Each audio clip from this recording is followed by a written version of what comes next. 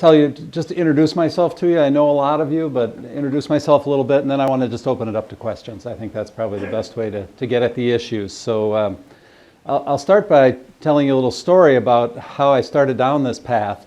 In 2001, I got a call from then Senator Paul Wellstone's office from his staff saying, the senator would like you to come to Duluth on Thursday, and there's a meeting, and he wants you to come.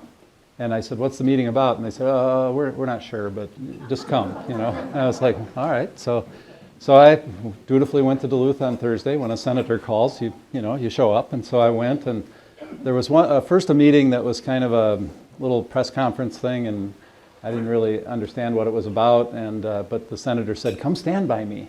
All right. So I stood by him, and then when that meeting ended, I thought, well, that was kind of a wasted trip. And he said, no, there's another meeting, a political meeting, come stay for that. So I went in another room, and it was a private meeting of all the union local presidents from northeastern Minnesota and me. And they all looked at me like, who the heck is this, And Paul opened the meeting by saying, I want to introduce you to Bill Hansen. I trust him with my life. Anything you can say to me, you can say to him. He's okay. And they said, all right, and that was that. And that was actually a strategy meeting for his reelection in 2002. It was a hardcore, how are we going to organize, how are we going to do it? And I was honored to be included. And I thought, oh, okay, well, he's including me because I'm the prime organizer in Cook County for all the almost 5,000 people in Cook County. And but Paul Wellstone never wanted to overlook a single person, and so I thought that's fine. And when that meeting broke up, he said, hang around, I want to talk to you for a minute. And he took me around the corner, and he put his arm around me. And he looked me in the eye, and he said, Bill, at that time, the District 6A seat will be opening up because Doug Johnson's retiring, Tom Bach's going to run for Senate.